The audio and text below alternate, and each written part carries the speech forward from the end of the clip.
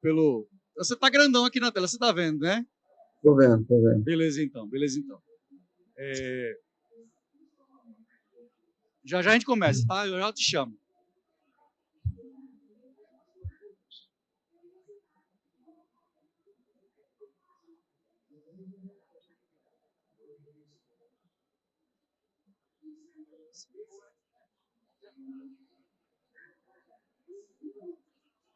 Oi, som, teste, beleza? Bora lá, então. Bora começar. Que vai chegando, vai pegando. Pega o fone aqui, ó. Pega o fone, beleza? Bom, eu vou começar para ser pontual em relação à nossa... O público está aqui, né? Tudo bem, pessoal? Boa noite para vocês.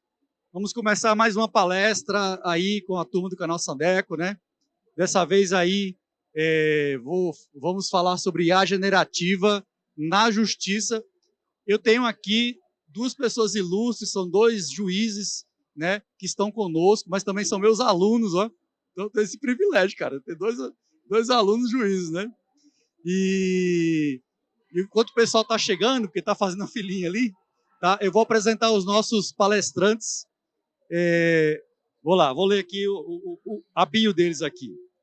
O primeiro aqui está à minha esquerda, o doutor Edson Vacari, meu amigo Edson Vacari. Ele é juiz titular da 16ª Vara do Trabalho de Goiânia. É magistrado do primeiro grau desde 1998, tá certo? Com atuação no segundo grau, especializações em Direito Constitucional e Administrativo em Educação à Distância, ex-coordenador pedagógico da Escola Judicial do TRT da 18ª Região. Então, eu queria uma salva de palmas para o doutor Edson aqui, por favor. Muito bem. Obrigado. É isso aí. O pessoal está chegando da palestra do Guanabara, né? Vamos chegando, vamos sentando. Pega o foninho, tem que fazer tempo para mim. Pega o foninho e vem para cá. Tá bom? Eu vou apresentar aqui, agora quem está conosco, né? É o doutor Rodrigo, que estava aqui em Goiânia até há algum tempo, né, Rodrigo? E foi transferido. Foi transferido para onde, Rodrigo? Eu estou no CNJ e titular em Roraima. Então, agora é o seguinte. Dr. Rodrigo Gonçalves de Souza é juiz federal do TRF da primeira região, atualmente convocado como juiz auxiliar do CNJ, certo? Ele é mestre em Direito e Estado pela Universidade de Brasília, UNB, doutor em Direito Humano Direitos Humanos, né, pela Universidade Federal de Goiás, engajado em diversos projetos da aplicação de IA no contexto jurídico. Também o Rodrigo aqui, ele é o idealizador da pós-graduação de agentes inteligentes que a gente está tendo agora aqui na Universidade Federal, em conjunto com a Justiça Federal, é ele que é o idealizador. Entrou no grupo, entrou no WhatsApp do canal, entrou em contato comigo e falou, Sandeco, vou fazer uma pós-graduação. Eu falei, vamos. Não é? E também aí, ó, ele é integrante do projeto Sinergia e tem como objetivo desenvolver soluções de inteligência artificial para o TRF da primeira região. A gente vai se sentar, né, porque é uma mesa redonda, e a gente vai bater papo aqui, né? E quem for falar, se você quiser ficar em pé, né, você pode ficar em pé também, o Edson, e o Rodrigo falar ali. A dinâmica vai ser o seguinte, eu vou falar rapidamente aqui em 5 minutos, depois cada um dos nossos palestrantes terão aí 15 minutos para fazer as suas considerações, né? Falar dos seus projetos que estão fazendo na justiça, usando IA generativa, beleza? Então aqui a ideia é o seguinte, é IA na justiça, IA no direito, tá bom? Então, e aí, no final, a gente vai abrir um tempinho para perguntas aí, eu não sei quantos alunos de direito, ou advogados, ou da área de direito tem aqui. Levanta a mão, por favor. Muito bem, 1, 2, só vocês dois, beleza? É isso. Eu vi você, pô. Você é o 2. Você foi o 1, ela é o 2, entendeu? 3, tem mais um? Quem é? Ah, o rapaz lá de terno? Mas ele tá nem olhando, não. Você vai do direito também, pô? Então levanta a mão, eu falei, tá ouvindo, não? Você tá ouvindo, não? Então você é meu aluno também. Tá certo.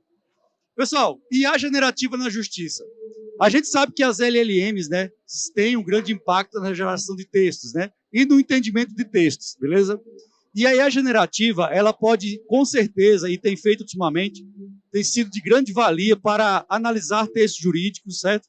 Bem como também escrever textos jurídicos, né? Então, a gente percebe que uma das áreas que com certeza ganhou bastante em relação à tecnologia é exatamente a área do direito, beleza?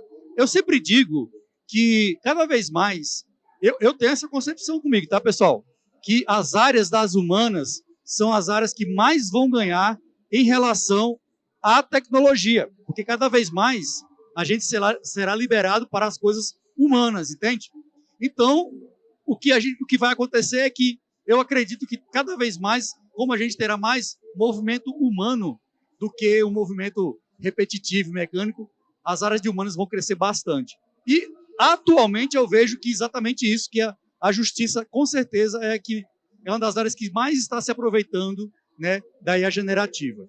Então, eu vou começar aqui, vou dar a palavra para o Dr. Edson aqui, né, para ele fazer os seus 15 minutos de fala, né, e explicar, né, o que ele tem feito, como é que ele tem usado, né, qual é a visão que tem no tribunal dele, né, ele como juiz, como advogado, que vem do direito aí, como é que está sendo esse desenvolvimento e as recomendações, né, em geral, para principalmente o pessoal que é da área de direito, beleza?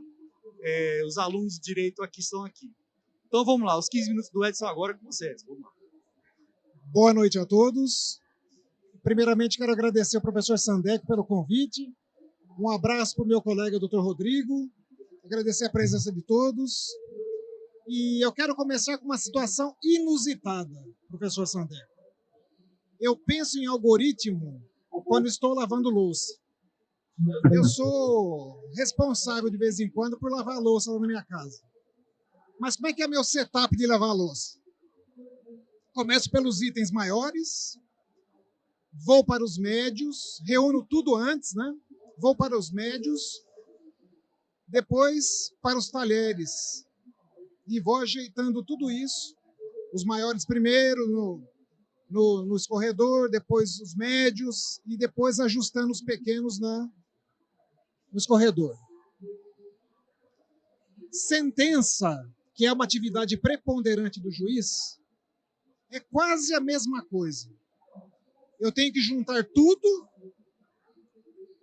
depois eu começo com as decisões maiores, o que tem de maior e mais importante no processo, depois outras questões, e por fim eu dou um arremate com pequenas outras decisões, e assim que eu termino a minha atividade de sentença.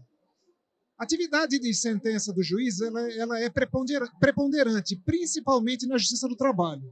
Em outras justiças, nós não temos muito a figura da audiência. E também na justiça do trabalho é uma atividade preponderante. Então, as duas minhas atividades do dia a dia são de audiência e o que decorre daí é sentença. Ao longo do dia eu tenho despachos, eu tenho assinaturas de guias para fazer, mas preponderantemente o que me toma muito tempo é a audiência diária e a sentença. Agora, a inteligência artificial está entrando no Poder Judiciário de forma paulatina. Nós tivemos, no ano de 2023, para este ano, um acréscimo de mais de 20% de projetos de inteligência artificial. Nós tivemos mais de 140 projetos e estão em andamento 62 projetos. Há uma plataforma no Poder Judiciário que é a Justiça 4.0, e, em especial, o projeto Sinapses, que visa congregar esses projetos, né, e transmitir para os tribunais os temas que estão sendo estudados e estão sendo autorizados. Então, por exemplo, nós temos diversos estudos, diversos projetos, e um projeto que me chamou a atenção foi um projeto de sumarização de processo no Supremo Tribunal Federal. Então, isso tem ajudado muito os magistrados do Tribunal, do Supremo Tribunal Federal na análise de processos. E, em especial, nós estamos entrando com a inteligência artificial generativa no Poder Judiciário. E o que nós temos há um certo tempo é uma inteligência artificial que é o processo judicial eletrônico. Esse processo judicial eletrônico, ele permitiu que nós não usássemos mais processos físicos. E, a partir desse processo judicial eletrônico, qualquer advogado pode peticionar, protocolar uma petição de qualquer lugar que ele esteja, por meio desse é o chamado PJE.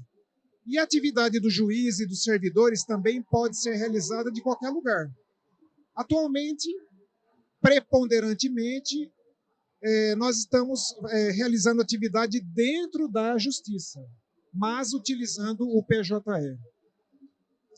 E uma coisa interessante que se deu, em especial na pandemia, foi a instituição da videoconferência, que também houve a necessidade de se participar de audiência, A Justiça do Trabalho ela tem essa atividade preponderante, conforme eu já falei, e todo mundo foi obrigado a participar de audiência por videoconferência, porque os fóruns ficaram fechados por um bom tempo, houve a necessidade de dar andamento aos processos e, por conta disso, nós começamos a ter as audiências por videoconferência e, associado ao processo judicial eletrônico, quase que a inteligência artificial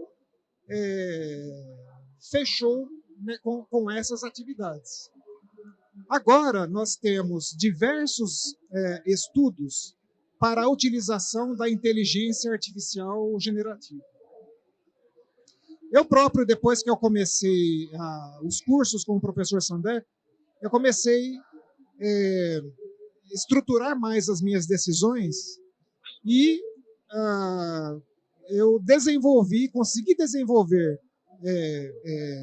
aplicativos com o Python para que os meus textos estivessem estruturados e eu conseguisse utilizar a inteligência artificial generativa para extração de dados do processo, resumos do processo, e aí eu associei as duas coisas, e que está me permitindo uma facilidade, uma melhoria na minha atividade. Sei de outros colegas que estão fazendo isso também. Porém, aqui no Tribunal de Goiânia, nós não temos ainda uma inteligência artificial generativa oficial. Nós não estamos ainda utilizando de forma oficial alguma coisa que fosse fornecida pelo tribunal. Mas os colegas estão já de forma particular utilizando essa inteligência artificial para estudos e também para a realização de atividades. Então, eu acho que o que se começou apenas como inteligência artificial, com o uso do PJE, o uso da videoconferência, a extração, atualmente, o que eu tenho feito, a extração da degravação da audiência para depois a utilização na sentença, isso está sendo ótimo, está sendo excelente. Então, assim, é tudo por força da nova, entre aspas, professor? Porque essa inteligência artificial já está há um bom tempo aí, mas agora que veio o boom da inteligência artificial, então é isso que, por hora, nós estamos fazendo. Então, e ultimamente nós estamos tendo diversas notícias a respeito do uso de inteligência artificial por tribunais e, em especial, por juízes desembargadores. Eu lembro que há umas 2 semanas, mais ou menos, eu vi uma notícia de um desembargador, salvo engano, foi em Pernambuco, que ele tinha no gabinete dele 3 mil processos e ele conseguiu zerar pela notícia, né? Pelas informações da notícia, eu não sei o que foi que ele utilizou, mas pelas informações da notícia, me parece que foi uma mescla das ferramentas que ele tinha lá. Inteligência artificial com textos pré-elaborados, né, e constando num banco de dados. Então, também, ao que parece, pelo que eu entendi, também juntou as duas coisas para poder acelerar. O que deu um blá blá blá do caramba no grupo de inteligência artificial voltado para o direito do canal, né? Que tem mais ou menos 950 pessoas lá da área do direito e deu um blá blá blá. Foi um frenesi por causa disso, né? Uns dizendo, não, isso não é possível, não, que maravilha, né? Isso pode, não pode? Foi uma briga, né? Mas agora, o que eu acho interessante de forma particular, né? Depois que assim, eu tenho as metas do Conselho Nacional de Justiça, e o doutor Rodrigo está lá, e tomara que não fique aumentando essas metas, né? Mas uma coisa interessante que aconteceu foi o seguinte: o ano passado eu suei para cumprir pelo menos a meta, cumpri outras metas, mas eu suei para cumprir a meta 1, que é julgar mais processo do que entra. Suei para fazer isso. Eu fui até quase dia 31 de dezembro, eu estava publicando sentença para poder cumprir a meta. Agora, este ano, eu tive a correição agora no mês de outubro, tive a correição, eu já cumpri as 4 metas. Mas uma coisa que eu achei interessante é o seguinte: eu estou gostando tanto de estudar a inteligência artificial, a linguagem Python e tudo mais, que eu não tenho, eu ando muito com com a minha atividade, né? E parece que eu acelero de alguma forma, né, sem perder a qualidade, e eu não tenho mais sentença com prazo para este ano. Minhas sentenças estão todas já para o ano que vem, o prazo. Então, acabei. Quer dizer, um mês, este ano eu consegui antecipar por conta da inteligência. Mas a IA ajudou nesse processo? Não, ela ajudou. Então, eu não sei, assim, eu não consigo mensurar o que é uma parte do meu entusiasmo para poder fazer logo o meu serviço para estudar logo, né? Pode ser também, né? Mas eu já estou usando ao longo. Não, de qualquer forma, a IA faz parte. Faz parte. Não, a IA, com certeza ela faz parte. Agora eu não sei o percentual de cada coisa, né? Mas então eu estou desse jeito, né? Extraindo dados com segurança por conta da lei de proteção de dados, né? E mesclando com o meu banco de dados de textos prontos. Porque é o seguinte, qual que é essa questão de texto pronto? A sentença ela tem certos elementos para serem cumpridos. E algumas partes dela, esses textos são fixos ou semifixos, né? Então já tem um texto pronto. O que eu preciso é fazer a discussão do que as partes falam. Fazer a discussão, analisar a prova e julgar. Então, assim, boa parte ali do texto pronto, o Python já me ajuda. E depois eu acabo tirando boa parte do que as partes falam. Eu lanço também dentro do meu texto. O que me resta é apenas eu formar o meu convencimento da prova produzida, pá, e mando.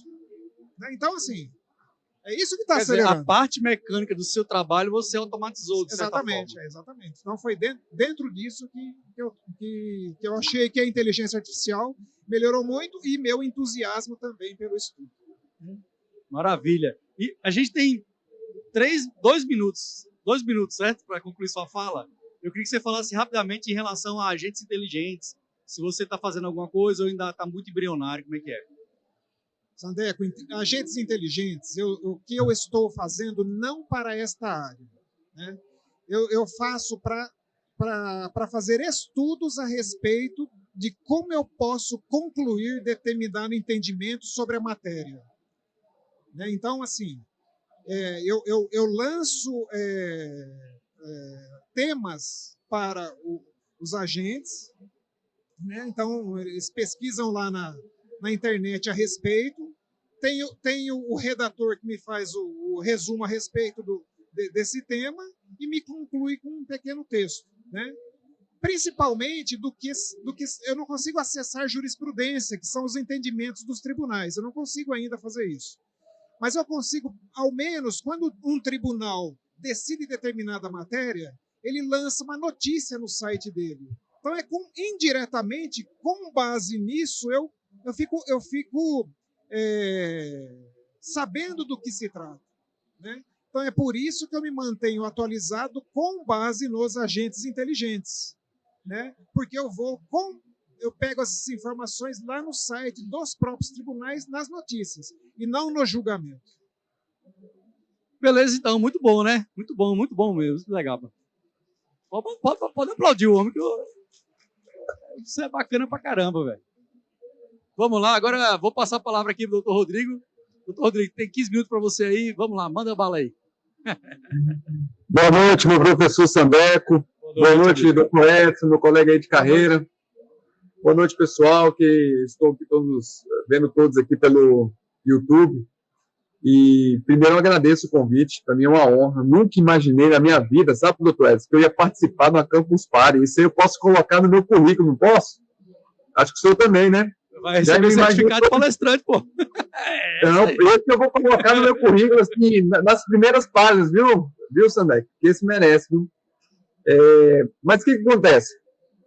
Eu trabalho numa vara de juizado especial federal, né? E a vara de juizado especial federal, para o pessoal que não é da área do direito, ela é o que há de mais parecido com uma linha de produção de uma fábrica.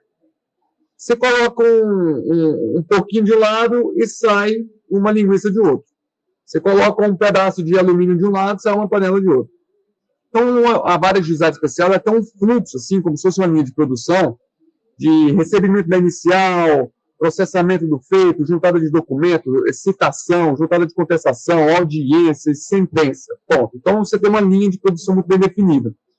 Às vezes a gente se sente até como aquela máquina do Charlie Chaplin, sabe? Apertando parafuso ali desesperadamente para não deixar que as coisas percam o rumo e ela acabe saindo dos trilhos. Mas esse é o sentimento que a gente tem na vara de juizado especial federal. E há muito tempo que nós temos essa sensação que o Dr. Edson colocou. No judiciário brasileiro, pasmem, só no ano passado foram 35 milhões de novos processos. 35 milhões de novos processos. Em nenhum lugar do mundo a gente tem esse número, isso é surreal. E a quantidade de juízes, de servidores, de estagiários, terceirizados, ela se mantém constante, às vezes está até em declínio. Então, assim, é fácil a gente perceber que, com o passar do tempo, a quantidade de processos aumenta, e a quantidade de servidores, de juízes, magistrados, se mantém constante. Então, esse espaço vai só se abrindo. Resultado, a conta, em breve, não vai fechar. Eu percebi isso há algum tempo, eu acho que o doutor Edson também foi no mesmo sentido. Olho para um lado, olho para o outro e falo assim, gente, o que eu vou fazer para manter minha qualidade de vida? O que eu posso fazer para manter minimamente a qualidade do meu trabalho? Porque nós temos hoje o seguinte dilema. Aqueles processos que são muito simples, muito fáceis, os processos que são padronizados, eu preciso julgar muito rápido, mas eu não consigo julgar rápido o suficiente. Por outro lado, aqueles processos que são muito complexos, difíceis, que não há precedente, que são casos novos, e que eu deveria julgar com muito cuidado, eu acabo julgando muito rápido e acabo errando, cometendo injustiças. Ou seja, de um lado eu não consigo julgar rápido o suficiente os processos fáceis, e de outro lado, os processos que são difíceis, eu julgo muito rápido e acabo errando. Eu olho para um lado, olho para o outro e falo assim, qual que é a solução que eu tenho para isso? A única solução que eu encontro é tecnologia. A única saída para mim é tecnologia. Eu tenho uma característica, assim como o Dr. Edson, nós somos poucos, né, Dr. Edson, no judiciário, né? em geral, os colegas da magistratura não têm esse interesse pela tecnologia, pela informática, pela ciência de dados. Mas eu também tenho esse hobby diferente na minha carreira, que é o hobby de gostar de fazer eu gosto de brincar com Python, eu gosto de fazer um softwarezinho aqui, uma coisinha ali, uma automação, né? Então eu gosto muito de Power BI, eu gosto muito de fazer usar essas ferramentas tecnológicas. Aliás, isso me gera até uma vez me gerou uma situação muito engraçada, porque eu fui falar para um colega, eu falei para ele assim, não, é porque eu gosto de fazer programa. Ele me olhou assim, mas como assim você gosta de fazer programa? Mas o CNJ deixa? Eu falei, por que o CNJ tem a ver com isso? Eu faço à noite, faço na minha casa, faço o que eu quiser. Ainda bem que depois eu descobri o que estava querendo dizer e corrigi a tempo, que é assim que surgem os boatos, né? Nossa, tem um juiz que está fazendo programa ali em Goiânia, imagina, né? Ia ser um horror. Então, assim, eu tenho esse hábito... Um juiz alto e bonito desse, né? Oh, quem me dera, meu amigo. Mas aí eu fiquei nessa. Então, eu comecei a construir essas soluções. Foi quando eu conheci, inclusive, o professor Sandé, comecei a aprender com os vídeos, que eu sempre fui assim, autodidata, né? Fui pegando vídeo na internet e, felizmente, a gente esbarra com algumas pessoas iluminadas, como é o caso do professor Sandé, que tem assim, uma paciência de Jó, de falar assim, não, meu filho, você não entende nada, eu vou te ensinar do zero, vem cá, aí ele vai e ensina do zero, né? Então, graças a Deus, hoje a gente tem isso, né? O YouTube permite esse tipo de coisa. E aí, o que acontece? No direito, o que as pessoas às vezes não entendem bem é o seguinte, a inteligência artificial existe desde a década de 50, né, professor Sandbeck? Então, assim, não é nada novo para vocês do ramo da tecnologia, machine learning, deep learning, tudo isso já tem muito tempo no dia a dia de vocês. Mas para nós do direito, a inteligência artificial ficou especialmente importante, sobretudo, especificamente a inteligência artificial generativa, nesses 2, 3 últimos anos, por conta do processamento de linguagem natural. Para o direito, é isso que interessa com mais ênfase para a nossa atividade jurisdicional. Por quê? Nós do direito somos pura linguagem. No direito, a nossa matéria-prima é a linguagem. Nós somos argumentação, contra-argumentação, síntese, resumo, sentença, fundamentação, acórdão, emento, tudo nosso envolve a fundamentação. A partir do momento em que as máquinas, entre aspas, começam a aprender a se comunicar como nós nos comunicamos, no mesmo nível de linguagem natural, tudo da inteligência artificial começa a fazer muito sentido para nós no direito. E é por isso que, agora, especificamente, o Poder Judiciário despertou para toda essa temática da inteligência artificial generativa, a partir dessa qualidade que nós estamos tendo no desenvolvimento do processamento de linguagem natural, que é assustador, né? Cada dia que passa eu fico assustado com o que eu vejo, inclusive com recursos de voz, recursos avançados de vídeo, de imagem, assim por diante. Mas, então é esse momento muito específico em que a inteligência artificial se une com a ciência da computação e a linguagem, e dá início a esse processamento de linguagem natural. Quando isso acontece de uma maneira mais evoluída, para nós do direito, ela passa a ser muito relevante. E aí sim, a gente sai de um momento obscuro da nossa história para um despertar de uma nova etapa do direito e a tecnologia. A partir de agora, tudo faz sentido. No TRF da primeira região, o que aconteceu? Quando eu comecei a desenvolver esses meus projetinhos pessoais, de tecnologia, tudo, no ano passado eu recebi um convite da equipe do Tribunal da Primeira Região, do Tribunal Regional Federal da Primeira Região, para participar de um projeto com a Microsoft. É um projeto para desenvolver soluções de inteligência artificial para juízes. Aí, esse ano, eles me convidaram novamente para participar de um projeto com a AWS, com a Amazon. Mesma coisa. Produzir soluções de inteligência artificial, mas agora para o segundo grau, para os desembargadores. A Google sinalizou que tinha interesse também e tal. Mas aconteceu um fenômeno interessante, sabe, Sandé? Eu, mais 2 colegas lá do Tribunal Regional Federal da Primeira Região, temos esse perfil, né, assim como o Dr. Edson, a gente começou a construir soluções próprias de inteligência artificial. E as nossas soluções próprias começaram a funcionar muito bem. Nós percebemos um detalhe, uma coisa curiosa, assim, que, às vezes, trabalhar com essas equipes de Microsoft, de Amazon, esses Big Techs é maravilhoso, porque esses caras são geniais, eles não estão ali por um acaso. Mas entre o desenvolvedor e o usuário final, às vezes existe um abismo enorme que precisa ser suprido. E é difícil você encontrar um profissional da área que consiga fazer essa ponte, principalmente na parte da magistratura. É difícil achar um juiz que tenha essa conexão de usuário final e desenvolvedor. Então, a gente começou a trabalhar nessa equipe e isso deu origem a um projeto que se chama Projeto Sinergia.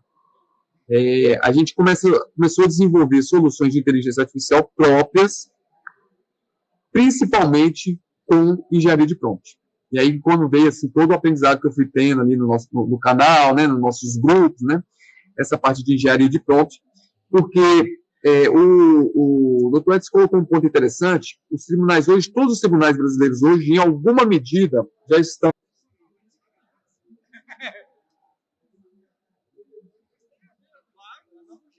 Oi. Agora me ouve aí? Vamos voltar com o doutor Rodrigo aí? Tá voltando, né? Beleza, então. Então, pessoal, tivemos uma quedinha aí, tudo bem? Eu vou ganhar um tempinho, certo? Atenção, pessoal da produção, olha para mim. Me repõe esse tempinho? Beleza, então. Enquanto o pessoal loga com o doutor Rodrigo aqui, rapidamente, né? Já voltou?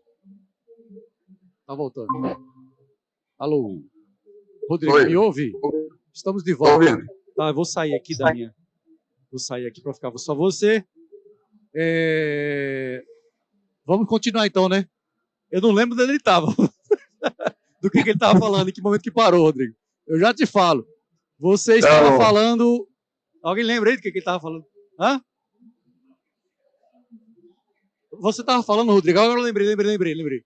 Você estava falando da construção, de aplicativos próprios e de coisas que vocês mesmos criaram na justiça, usando prompts. Era desse meio que você estava aí, beleza? Então você tem aí você tem mais uns 10 minutinhos aí, tá? 10 minutos? Isso tudo? Tá bom, beleza. Então tá, então o que acontece? Hoje no judiciário tem duas linhas de atuação, né? Basicamente. Todos os tribunais de alguma forma adotam inteligência artificial em alguma medida. Alguns tribunais estão optando por criar soluções próprias. Então, via API, por exemplo, eles desenvolvem soluções próprias e utilizam chamadas de API na OpenAI, na Anthropic, na Gemini e assim por diante. Alguns até em open source, tipo Llama. Outros tribunais, como é o caso do Tribunal Regional Federal da Primeira Região, a opção foi por utilizar as soluções de mercado. Por exemplo, o ChatGPT, o Gemini, a Anthropic e assim por diante. Com o uso de uma engenharia de prompt que é feita por magistrados, validada pelo tribunal e é disponibilizada, homologada para os colegas. Então, a gente tem trabalhado dessa forma. É uma solução que nós encontramos de desenvolver esse tipo de tecnologia. Então, hoje, por exemplo, no projeto Sinergia, a gente cria prompts, a gente faz uma engenharia de prompts e ela tem que ficar cada vez melhor, cada vez mais complexa graças, inclusive, a esse aprendizado que a gente vai acumulando com o tempo, né? A gente começou fazendo engenharia de prompt em linguagem natural, a gente depois passou para Markdown, agora a gente está fazendo já até JSON, inclusive, já está avançando para outras linguagens, mas a gente faz a engenharia de prompt, testa exaustivamente e homologa. E uma vez homologada, a gente disponibiliza esse prompt para os colegas magistrados. E tem prompt para várias finalidades, por exemplo, para fazer triagem inicial de processo, para fazer resumo, para fazer resumo de audiências. Então, nós temos um prompt de resumo de audiência que é extremamente útil para mim, né? O Edson colocou a questão da audiência. O que eu faço com minhas audiências, por exemplo? Eu faço uma audiência pelo Teams, que as audiências hoje em dia são quase todas virtuais, e após a audiência, a gente gera uma transcrição da audiência, aquela transcrição do Teams, né? Crua. Essa transcrição da audiência, às vezes, tem 40, 50 laudas, e cheio de erros, cheio de falhas de captação. A gente, com a engenharia de prompt, a gente pega essa transcrição, coloca na inteligência artificial, junto com a ata de audiência, e ela já estrutura todo um resumo da audiência que aconteceu. Então, ela diz o que o autor falou, o que o réu falou, o que a testemunha A falou, o que a testemunha B falou, e assim por diante. Ela aponta, inclusive, o minuto e o segundo em que foi dito aquela informação, para que possa checar com a minha equipe se a informação está correta. Isso é disponibilizado para os advogados, para as partes assim por diante. Então, a gente já utiliza essa transcrição como resumo feito por inteligência artificial a partir desse trabalho de engenharia de prompt. Em outros processos, a gente utiliza, por exemplo, nós temos uma engenharia de prompt que a gente já utiliza para processos complexos de direito ambiental. Os processos de matéria ambiental são processos muito complexos, são extremamente difíceis. E a gente utiliza hoje em dia a inteligência artificial com prompts específicos que auxiliam na elaboração de sentenças desse tipo de processo. Então, ela faz o resumo detalhado de cada uma, faz o batimento de informações, faz a confrontação de teses, assim por diante, isso tudo para ajudar o colega magistrado a produzir mais com a utilização da inteligência artificial. Então, esses são alguns exemplos de soluções que nós já temos hoje no Tribunal Regional Federal da região e que já está sendo progressivamente, sempre com custo. Eu tenho dado curso assim, no Brasil inteiro, sabe? É uma coisa, nossa, de louco, assim. A gente estava dando curso na Bahia, depois a gente foi dar curso no Maranhão, no DF. Semana que vem eu estou indo para São Paulo, dar um curso para o TJ São Paulo, depois de São Paulo direto para Belém, para dar um curso em Belém, enfim, tá essa correria, sempre dando esses treinamentos para ensinar os magistrados a utilizar esse tipo de solução de inteligência artificial, porque a gente tem essa convicção de que uma engenharia de prompt bem feita, com uma solução de mercado que é confiável, e com o treinamento adequado dos magistrados, esse é um caminho para que a gente possa ter utilização segura, utilização ética e uma utilização eficiente da inteligência artificial. Então, essa é a experiência que nós estamos tendo aqui no Tribunal Regional Federal da Primeira Região. Maravilhoso, maravilhoso, Rodrigo. Obrigado aí pela sua participação, agora contando como é que está sendo essa questão da inteligência artificial no seu trabalho, né, o impacto está sendo isso aí. Eu fico muito feliz de ouvir você falando aí, porque eu lembro da primeira vez que você foi dar aula, né, e aí ele veio perguntar para mim o que ia fazer e tal. Eu falei, não, faz isso, usa essa coisa, isso aqui, passei os livros para ele. Então, pô, fiquei super feliz agora de ouvir isso aí. Eu também estava no tribunal lá, conversando com a Luciana, né, ela falou, olha, eu tenho aqui uma coisa, mas é um prompt, só que ele é de um amigo meu, eu não posso passar, e eu sei quem é. Eu sei quem é. E eu vou te falar, Sandeco, que o nosso projeto lá da Residência em Tecnologia da Informação ficou como Agentes Inteligentes, né? A residência, o nome da residência. Exatamente. E a gente assim, e aí, exatamente, pessoal, a gente fez o Rodrigo me procurou, né? Mandou mensagem no WhatsApp para mim, a gente foi lá na Justiça conversar para fazer um vínculo com a Universidade Federal. Daí nasceu a pós-graduação em Agentes Inteligentes, né? Que a gente está rodando agora na Universidade Federal, junto com uma parceria com a Justiça Federal, e nós temos residentes, ou seja, temos nossos alunos que trabalham, estão recebendo bolsa para trabalhar dentro da Justiça, e agora, quarta-feira que vem, eles vão fazer uma apresentação para a gente, e depois vão fazer uma apresentação para o pessoal lá dentro, das soluções, e está bem legal, cara, muito legal, muita coisa com a gente, que estamos habilitando lá. Eu queria ver com o pessoal da produção para conseguir o microfone para mim, por favor. E vamos abrir para perguntas agora, tá bom? É direcionada para eles, tá bom? Para mim não, porque eu já falei demais hoje. Estou cansado, pô, meu avô está cansado, entendeu? Depois, se quiser falar comigo, você fala depois, mas é só para os dois. Então vamos lá, perguntas. Quem quer fazer perguntas, levanta a mão, por favor. Pega meu microfone aqui, porque eu não vou falar mesmo, então tá de boa.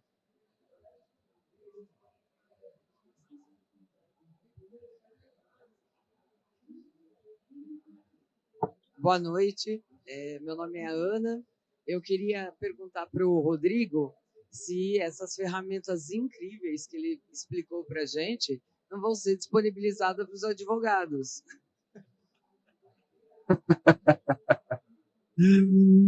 Ô, Ana, muitas das ferramentas que a gente desenvolve, o resultado delas seja público no processo. Então, por exemplo, eu vou te dar um exemplo do que eu estou desenvolvendo aqui em Roraima, inclusive, né, aqui no Juizado Especial Federal.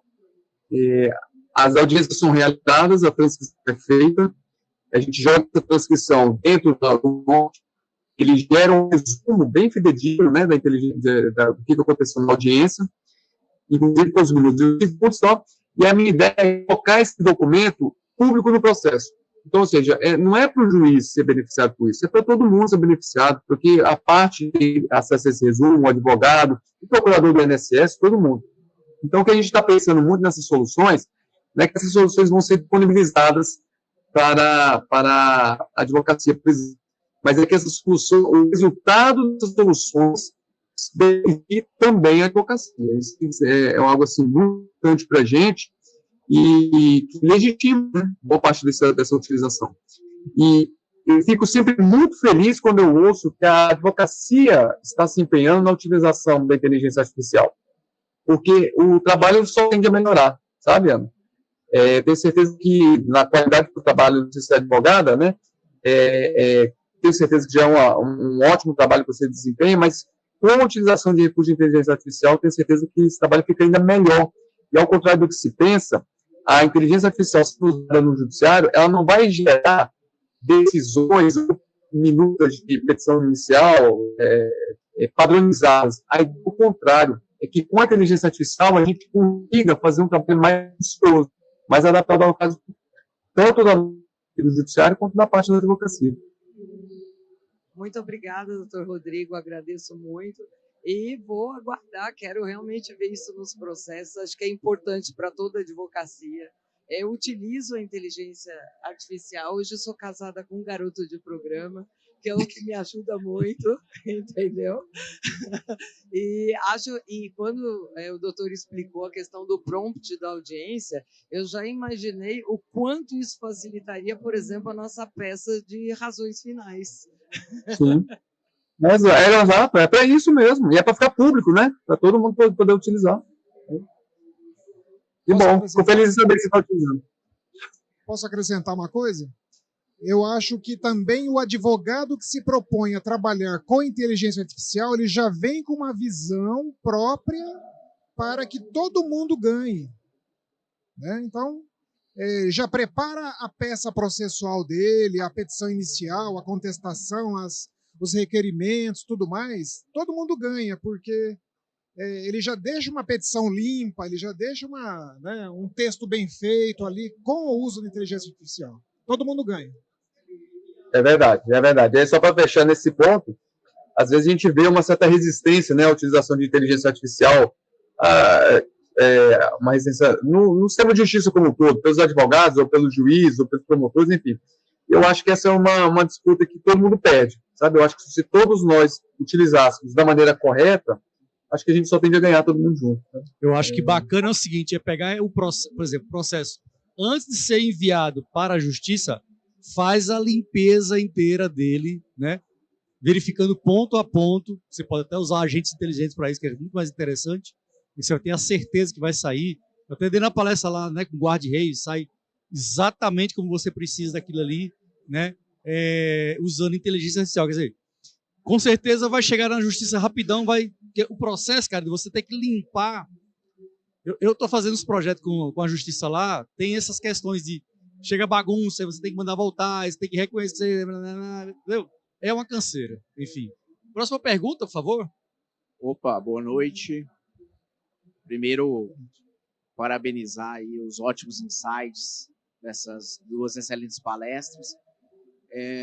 Eu tenho, assim, vou fazer o papel aqui do advogado do diabo, sendo advogado. Mas me preocupa um pouco nessa questão, dentro do que a gente ouve em termos de inteligência artificial, essa necessidade de explicabilidade, direito à revisão e transparência.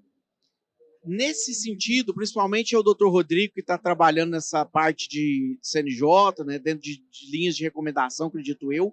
O que nós temos dentro disso? Porque eu vou citar o próprio exemplo dele. Ao tirar a pauta da audiência, é público, né? A audiência é pública. Mas se tivesse algum erro ali naquela audiência que foi transcrito pela IA, seria interessante entender de onde vem aquele erro. Então, quando você coloca no processo e torna aquilo público, isso traz transparência, explicabilidade, possibilidade de revisão para além da linha processual de recurso. Então, eu queria entender o que há de novidade em termos de recomendação, o que está sendo trabalhado no judiciário. Obrigado. Ótima pergunta. No judiciário hoje nós temos uma resolução e uma portaria de 2020 que regulamentam o uso de inteligência artificial. Só que essas duas normas do CNJ têm entre aspas, problema, embora tenham sido muito bem feitas. qual que é o problema? Elas já são defasadas, né? Então, por incrível que pareça, em termos de tecnologia, uma norma foi feita em 2020, ou seja, 4 anos atrás, ela já é considerada defasada porque o ChatGPT, por exemplo, só veio a partir de 2022, 2023 e em diante, né? Pelo menos para o uso aberto ao público. Então, hoje, nós temos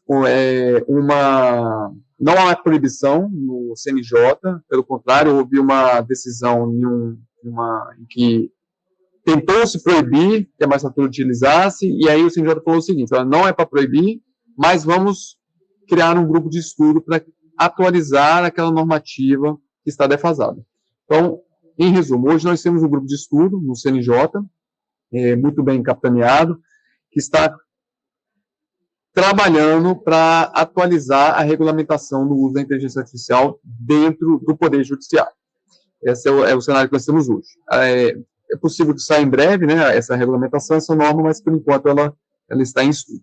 Bom, mas a sua preocupação é muito, muito interessante. Eu não ouvi o seu nome, mas eu achei ela é muito pertinente, absolutamente pertinente. Então, o que eu posso colocar é o seguinte: tem um princípio básico que a gente já tem utilizado aqui no Tribunal Regional Federal da Região, que é o seguinte: uma inteligência artificial nunca pode tomar uma decisão no lugar do magistrado. Isso é algo assim absolutamente isso é o primeiro princípio que a gente trabalha. Então, a inteligência artificial ela não tem nenhuma capacidade decisória e ela não pode sequer te recomendar uma decisão. Então, o que ela pode fazer é um resumo de um documento, uma confrontação de tese, resumir dois documentos e fazer uma confrontação de tese, resumir uma audiência, e assim por diante. Esse tipo de utilização que a gente percebe que é a mais confiável em termos de inteligência artificial. E toda utilização, existe uma recomendação, uma determinação expressa que tem que ser duplamente checado pela equipe e pelo magistrado. Então, nunca é possível que você utilize e simplesmente publique aquele resultado da inteligência artificial. Então, por exemplo, esse caso do resumo da audiência, ele é feito o resumo, a equipe checa, confere o resumo e coloca nos autos. E a magistratura ainda pode fazer essa dupla checagem. Então, é uma utilização bem confiável. Mas o mais importante é isso, é que a gente sempre tem tentado tranquilizar as pessoas, é que a inteligência artificial absolutamente não toma nenhum tipo de decisão. O máximo que ela vai fazer é resumir o processo, te ajudar a sintetizar, a organizar umas ideias e assim por diante. O que, inclusive, é muito bem vindo essa utilização pela própria advocacia, não é verdade? Imagine pegar um processo previdenciário, você pede para ele fazer um resumo para você já entender basicamente o que está acontecendo e a partir daí ter suas ideias, suas pesquisas de jurisprudência e assim por diante. Então, essa é a utilização que tem sido feita atualmente. E o uso também absolutamente proibido é a utilização de pesquisa de jurisprudência com inteligência artificial, que definitivamente não tem funcionado.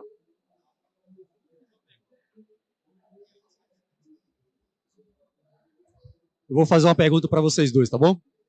E aí o Edson começa a responder. Eu sei a resposta, mas eu quero perguntar mais para vocês saberem, né? Porque acho que é uma dúvida que é muito comum. Em relação aos dados privados de processos, certo? Quais são as recomendações, o que o pessoal tem utilizado dentro da justiça, o que vocês têm ouvido, quais são as discussões, né? A gente sabe que alguns dados privados, né, eles não podem sair de dentro da justiça, né? Como é que faz isso para colocar isso num GPT da vida? Complicado, né? Em alguns casos a gente tem até coisas de segurança nacional ali dentro, né? Então eu queria a consideração de vocês em relação a isso, né? Nessa proteção de dados aí, quais são as recomendações, o que o pessoal tem falado, quais são os comentários, a discussão interna na justiça.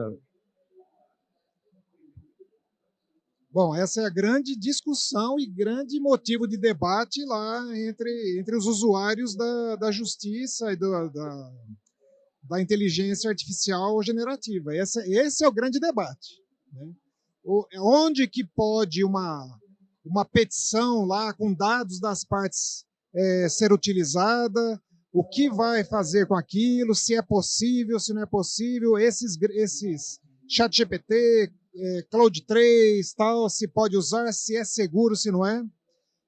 A grande questão e a recomendação que nós temos por hora, em especial lá entre os juízes, é com o uso de uma LLM interna, né, que não se permita extravasar, né, com esses dados e tirar essas informações para que a inteligência artificial, em outro momento, utilize esses dados.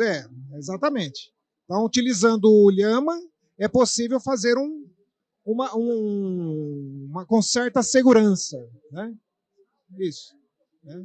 Agora, em especial é isso que nós estamos, que a gente tem conversado muito. Quando eu utilizo ChatGPT, por exemplo, eu costumo colocar apenas as iniciais dos nomes e tiro a parte dos dados, dos documentos, de endereço, tudo mais. Então eu deixo apenas fatos ali, porque fato quase não consegue identificar quem é. Mesmo porque automaticamente o tribunal, quando publica a decisão, quando publica a minha sentença e quando publica um acórdão, decisão do tribunal, ele já faz isso de forma automática, né, de deixar apenas as iniciais dos nomes das partes ali. Né? Então, em princípio, é isso que nós estamos usando ultimamente, conversando ultimamente, é usar a inteligência artificial de forma interna. Né?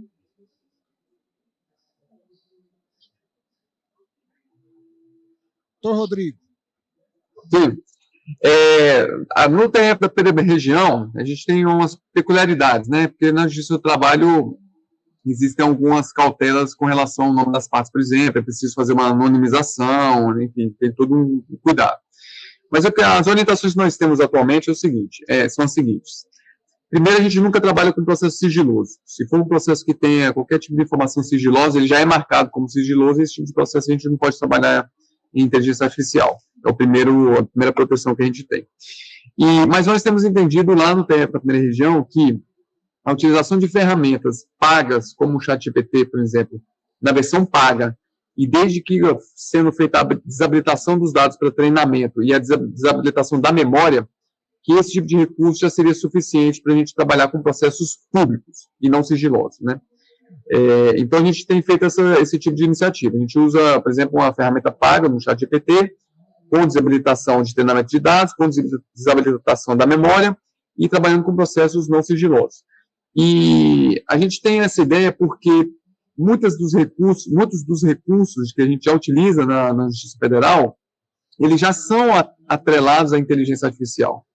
E a gente não questiona o sigilo disso, a confiança disso. Por exemplo, a gente já utiliza audiências pelo Teams, Microsoft Teams, e o Microsoft Teams já faz transcrição automática das sentenças, faz inclusive resuminhos, né?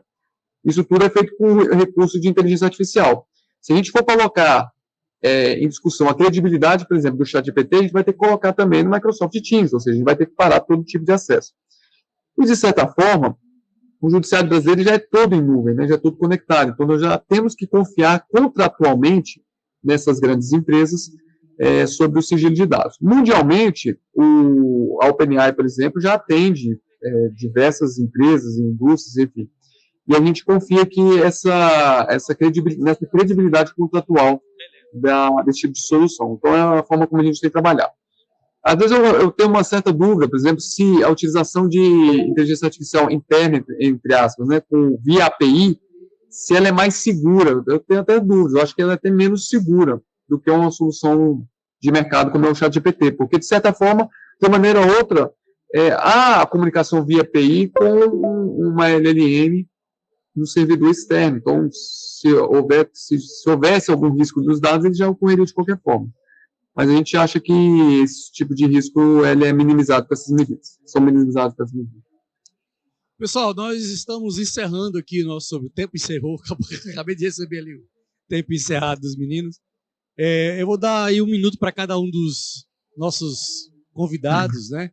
Fazer suas considerações finais, começando com o Rodrigo, que está aí distante, né? Já que o Edson começou a nossa palestra, ele começa encerrando, beleza? Bom, primeiro agradecer mais uma vez essa oportunidade, realmente é algo inusitado na minha vida, eu nunca achei que eu poderia ter esse tipo de contato, Mas eu fico muito feliz porque mostra que nós, profissionais do direito, estamos cada vez mais abertos agora a um novo campo do conhecimento, que é o campo da ciência da computação, da informática, das ciências de dados, enfim.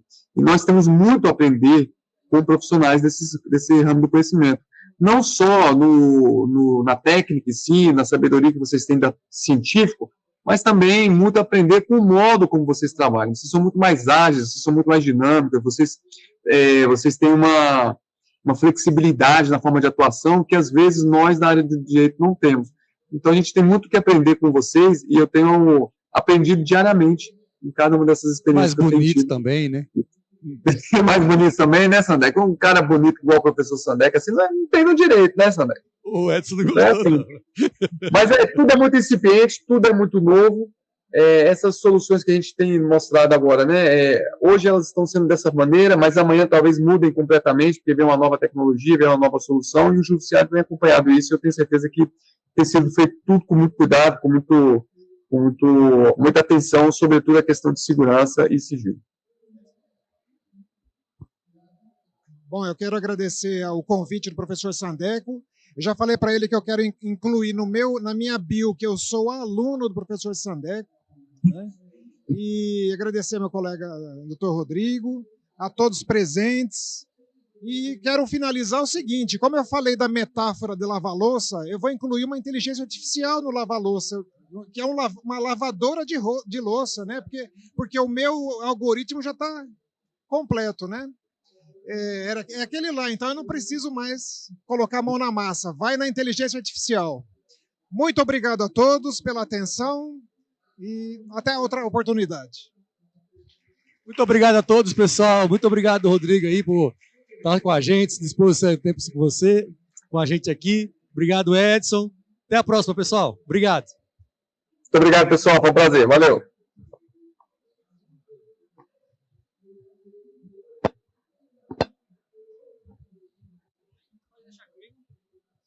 Tem que pegar meu crachazinho lá. Você também tem que pegar o tipo meu. Ah, ok. Eu vou pegar o documento para todos os sites.